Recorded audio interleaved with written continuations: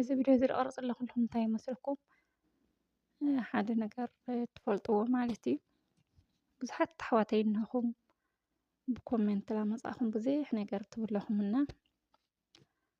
ደኣኻትኩም መላእኽቲ ኮነ እየ እዚ ቪድዮ እዚ ዝቀርፅ ዘለኹም ተረእኹሞ ትከታተልዎ እንድሕር ኮይንኩም ዩቱበይ ኣነስ ኣብዚ ፌስቡክ ተዓበድኩ ተጨፈርኩ ታበኹሲ ስራሕ ኢላ ሰራሕኩ እዩ እግዚአብሔር ይመስገን። ኣብ ስራሕ እየ ዝኒኹ ብዝሓደ ሓደ ነገር ፖስት ብረኽቦ ግን ብዙሕ ነገራት ትብለኹም ኣብ ኮሜንቲ ምክንያቱ ኣነ ኮሜንት ርእየ ወይም ኮሜንት ሰምዐ ኣንብበ ካብ ስራሐይ ዳቐርየኒ ነገር የብሉይ ወይም ካብ ስራሐይ ዳድሕረኒ ነገር የብሉይ ሓደ ነገር ሒዝኩም ትኸዱ ማለት እዩ። ኣብ ስራሐይ ኮይነ እየ ደኣ ምዝኩላይ ነገራት ፖስት ድብሎ ወይም ድጭፍር ኣለኹ እንድሕር ደኣ ማብ እያዛ ኮይነስ ሃመይ ዳኣመ ይፀንሑና እግዚአብሔር ይመስገን። ብሕዚ ሰዓት ስራሕ ብዝሸጎረ ሰዓት ብዙሓት ኣሕዋትና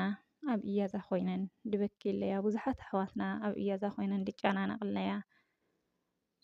ብዙሓት እየንና ብሕዚ ሰዓት ግን ኣነ እግዚአብሔር ይመስገን ወዲያውን ወደይ ብላኣኹ ወዲያውን እየ ስራሕ ኣግንየ ኣብ ስራሐይ እየ ዝኒኹ ትፈልጥዎ ነገር ማለት እዩ። እቶም ዝፈልጡን እተን ዝፈልጣን እኳ ይፈልጣ እየን ይፈልጡ እዮም ግን ሓደ ሓደ እኒኹም ደይትፈልጡ ናሰብ ማንነቱ ወይም ናሰብ ስራሑ ደይትፈልጣትዩ ብዙሓት እኒኹም ፈርጣጣ ትብለኹምና ኣጓላት ይኹና ኣወዳት ብደይ ኣገድስ ብዙሕ ነገር ትፀውለኹም ኢኹም ብዙሕ ትብለኹም ኢኹም ሞራን ሰብ ድምንትንካፍ ደዩ ወይም በቃ ትትሰርሑ ወላ ሰኣንኹም ደዩ። ሰላም ሰላም ቤተሰብ ሰላም ናችሁ? እንዴት ናችሁ? በያላችሁበት ሰላማችሁ ብዝዝት ይበልልኝ እያልኩኝ ዛሬ ቀን ደግሞ ቤት ላሳያችሁ ማለት ነው። እዙይ እንደዝወይ ላወኾ ለማዓንቲ ውዕለይ ካረይኩ ማለት እዩ ሙሉእ ዓዲ ትማል ዕማላት እዮም ውዕሎም ብጣዕሚ የዕንዩ ፀንሑ ዓዱና ብኡዩ ሓዚ እናረታተብና ውዕልና ኢና ብዙ ውሽጢ እንሆዩ እዚ ውሽጢ ገብኻ ንለንሆዩ ብዙሕ እዩ ዓዱ ማርያም እዙ ብዙሕ እዩ ዓዲ እያ ብጣዕሚ ገፊሕ እዩ ዓዱ ብጣዕሚ ማለት እዩ ክብለኩም ኣብዚ ለለ መብራህቲ ኣጥፍኡ ኢለ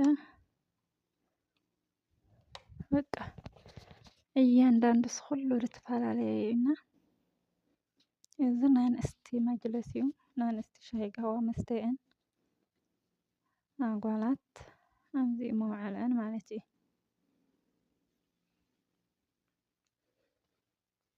ከመይ ረአኹሞ ኣስተያየታትኩም ኣብ ኮመንቲ ሕልዩ ኣለኹ ደቂ መዳም ዋይ እኳ ትፈልጣ ኣይኽንና እዚ ቪድዮ እዚ ዝቀርፅ ዘለኹ እንታይ ይመስለኩም? ሓደ ነገር ትፈልጥዎ ማለት እዩ። ብዙሓት ኣሕዋተይ እኒኹም ብኮሜንት ላመፃእኹም ብዙሕ ነገር ትብለኹምና ደኣኻትኩም መላእኽቲ ኮነ እየ እዚ ቪድዮ እዚ ዝቀርፅ ዘለኹ ተረእኹሞ ትከታተልዎ እንድሕር ኮይንኩም ዩቱበይ ኣነስ ኣብዚ ፌስቡክ ተዓበድኩ ተጨፈርኩ ታበኹሲ ስራሕ ኢላ ሰራሕኩ እዩ እግዚአብሔር ይመስገን። ኣብ ስራሕ እየ ዝኒኹ ብዝሓደ ሓደ ነገር ፖስት ብረኽቦ ግን ብዙሕ ነገራት ትብለኹም ኣብ ኮሜንቲ ምክንያቱ ኣነ ኮሜንት ርእየ ወይም ኮሜንት ሰምዐ ኣንብበ ካብ ስራሐይ ዳቐርየኒ ነገር የብሉይ ወይም ካብ ስራሐይ ዳድሕረኒ ነገር የብሉይ ሓደ ነገር ሒዝኩም ትኸዱ ማለት እዩ። ኣብ ስራሐይ ኮይነ እየ ደኣ ምዝኩላይ ነገራት ፖስት ድብሎ ወይም ድጭፍር ኣለኹ እንድሕር ደኣ ማብ እያዛ ኮይነስ ሃመይ ዳኣመ ይፀንሑና እግዚአብሔር ይመስገን። ብሕዚ ሰዓት ስራሕ ብዝሸጎረ ሰዓት ብዙሓት ኣሕዋትና ኣብ እያዛ ኮይነን ድበኪለያ ብዙሓት ኣሕዋትና ኣብ እያዛ ኮይነን ድጨናነቅለያ ብዙሓት እየንና بحس ساعات ግን ኣነ እግዚኣብሔር ይመስገን ወዲያውን ወደይ ብለኣኹ ወዲያውን እየ ስራሕ ኣግንየ ኣብ ስራሐይ እየ ድነኹ ትፈልጥዎ ነገር ማለት እዩ እቶም ድፈልጡ ነተን ድፈልጣን እኳ ይፈልጣ እየን ይፈልጡ እዮም ግን ሓደ ሓደ ነኹም ደይትፈልጡ ናሰብ ማንነቱ ወይም ናሰብ ስራሑ ደይትፈልጣት እዩ ብዙሓት እንኹም ፈርጣጣ ትብለኹምና ኣጓላት ይኹና ኣወዳት ብደይ ኣገድስ ብዙሕ ነገር ትፀውለኹም ኢኹም ብዙሕ ትብለኹም ኢኹም ሞራን ሰብ ድምንትንካፍ ደዩ ወይም በቃ ድትሰርሑ ወላ ሰኣንኹም ደዩ ድትሰርሑ ወላ ሰኣንኹም ደዩ ኣይዶኖ ወይም እቲ ሰብ ለመዓንቲ ኸታይ ለቕቑ ለመዓንቲ ኸታይ ሕዙ መፁ ብዙሕ ነገር ነኹም ስለና ሰብ ስራሕ ድትከታተሉ ወይም ስለና ሰብ ስራሕ ድትግደሱና ቅድምና ሰብ ስራሕ ምክትታልኹም ቅድሚ እኸለ ኸታይ ሕዚ መፀ እኸለ ኸታይ ፖስት ገበረ እኸለ ኸለምንታይ ሰርሐ ቅድሚ ምባልኹም እና ባዕልኻትኩም ስራሕ ተሰራሕኹም ድበለፀ እዩ እቲ ሰብ ስራሑ ላሰርሐ እዩ ብታድናሃቶ ዕረፍቲ ብታድናሃቶ ሰዓት እዩ ሓደ ሓደ ነገር ፖስት ልውለድ ኣሜ ትሞችይዎ ወይም ካብ ሓሳብ ነፃ ኾይኑ ወይም ካብ ስራሕ ነፃ ኾይኑ ወይም ካብ ኩሉ ነገር ነፃ ኾይኑ ኣልጋ ብኣልጋ ኾይኑ ኣይኮነይ ብውሽጡ ብዙሕ ጭንቀት ብዙሕ ሓሳብ ብዙሕ ነገራት ድሓዘ እዩ በተለይ ኣብዚ ማሕበራዊ ሜዳ ድዓብድ ሰብ በተለይ ኣብዚ ማሕበራዊ ሜዳ ሓደ ሓደ ነገር ፖስት ላበለ ድውዕለ ሰብ ብውሽጡ ብዙሕ ነገር ድሓዘ እዩ ብዙሕ ማለት እዩ ትፈልጥዎ ነገር እነኩም ኣማእኻትኩም ፈክ ኣካውንት ላኻፈተ ወይም ለመዓንቲ ካልእ ፌስቡክ ናገ ካልእ ፌስቡክ ላኻፈተ በየኮመንቱ ድልኸስኸስ ሰብ ኣይኮነ ይድንሆ ብሕዝ ሰዓት በየማሕበራዊ ሜዳ ብጎኒ ስራሑ ሓደ ሓደ ነገራት ብታድናሃቶ ሰዓት ግዜ ብጎኒ ስራሑ ላሰርሐ እዩ ድነብሩ ለድኣሚ በየኮመንት ላኸደ ብዙሕ ነገር ዳዕፈርፍር ኣይኮነይ ትፈልጥዎ ነገር እቲ ሰብ ድፈልጥ ይፈልጦ እዩ ክብለኩም ደይ ማንነቱ ተፃሓፍኩምሉ ወይም ደይ ማንነቱ ታለጠፍኩምሉ ደይ ማንነቱ ደይ ስርሑ ተሃብኹሞ እቲ ሰብ ምንም ካብ ስርሑ ትንከፍ ድብል ኣይኮነይ ወይም ካብ ስርሑ ዳድሕሮ ነገር ኣይኮነይ ድፈልጥ ይፈልጦ እዩ ስርሑ እሱ ዳሕዋቱ ድመሓዙቱ ድጎራውቱ ድመታዓቢቱ ሕደጉሉ ሽኹም ናቲ ሰብ ማንነት ወይም ናቲ ሰብ ነገር ደይ ትፈልጣት እዩ ብዙሓት እንሃኹምና ዓገብ ተገበርኹም ተስተኻኸልኹም ዳብ ኣይምሮኹም ዳብ ባዕልኹም ታትመለስኹም ብባሃ በማለት እዩ ብኻልእ ነገር ትብልዎ ኢኹም እርግጠኛ እየ ብኻልእ ነገር ኣተንኩልኩም ብኻልእ ነገር ኣሻርኽኩም ዳብ ካልእ ሃምዲ ትስይምዎ ይፈልጥ እየ ግን ሃም ኣይኮነይ ልቢ ድንህዎ ሰብ ይፈልጥ እዩ ስራሑ ማንነቱ ድባዕሉ ሕደግዎ ድባዕሉ ሕደጉሉ ንኣትኻትኩም ኮሜንቲ ወይም ንኣትኻትኩም ሓደ ሓደ ነገራት መፈመስኡ መዕበዩ መይደኡ መስርሕኡ ይኡ ደኣምስ ድትሰብ ወይም ካስርሑ ዳቕሪ ኣይኮነይ ወይም ደሞ ድትሰብ ማንነቱ ድገልጽ ኣይኮነይ እንድትፈልጥዎ ነገር ድንህኩም ብቻ ምክንያቱ ካብ ባዕለይ ስለ ዳግነኽዎ እዩ ኣብ ባዕለይ ስለ ዳግነኽዎ እዩ ደኣነ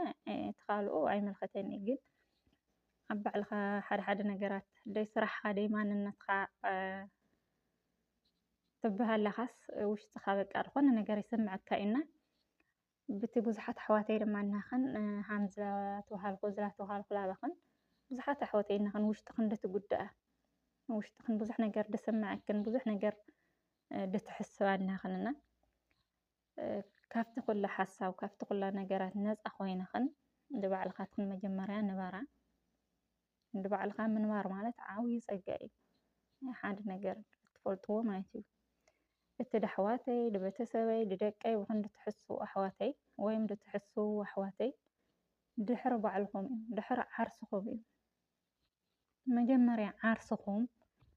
ድባዕልኹም እንድሕር ነብርኹም ኢኹም ድሓር ድቲ ሰብ ድትተርፍዎ ወይም ድቲ ሰብ ድታዳልይዎ ደኣሚ ንባዕልኻትኩም ተይነበርኹም ድካልእ ሰብ ክንበር ኣይከኣል ብቻ ብዙሕ ኣነ እኳ ብዙሕ ነገር ኣይፈልጥና ዝሮ ድንህ ነገር ኣብዚ ድትሰሓትክዎ ነገር ተሃለየለ ድትሰሓትክዎ ነገር ተሃለየለ ኣብ ኮሜንት ኣርሙኒ هم بعلي جن بقى نهلهم دوسوس دبع تنبر لخايخة دتسو دتاليو ويم دتسو دتطرف دعامي دبع الخاتينا مرخي ويم دعس خاتي خال خاي دعس خاتي خون خاي دتسو تطرف دتسو تكون يخل إنه بقى ወደ ዓውዛሕ ክልኩም ደኣም ቤተሰብ ናለማ ዓንቱ ውዕለይ እዚ ይመስል ቤተሰብ ቃፃሊ ቪድዮ ደስ ብልኒ ካልኣይ ቪድዮ ዘለኹም ክመፅእ ኣብ ኮሜንቲ ሓሳብኩም ኣስተያየትኩም ኣቕምጡለይ እዛ ቪድዮ እዛ እስካብ መጨረሻ ተኸታተልካትኩም ላይክ ሸር ሰብስክራይብ ገብርኩም ታባራታትዕኹምኒ ብቃፃሊ ቪድዮ ድማ ብካልእ ቪድዮ ደስ ብልኒ ደስ ድብል ነገራት ሕዘልኩም ክመፅእ ብጣዕሚ እየ ድፈትየኩም ብጣዕሚ እየ ዳኽብረኩም ብኣኻትኩም ሕዘይ ኣብ ዝበፅሐ ብንኣትካትኩም ሞራን ብንኣትካትኩም ሓሳብ ብንኣትካትኩም ድጋፍ ኣብ ዝበፅሐና ሓሳብኩም ድጋፍኩም ምኽርኩም ኣይፈለየኒ ለኹ እናለማዓንቲ ብደና ኣብዛ ቋርፅ ኣለኹ ባይ ባይ ቤተሰብ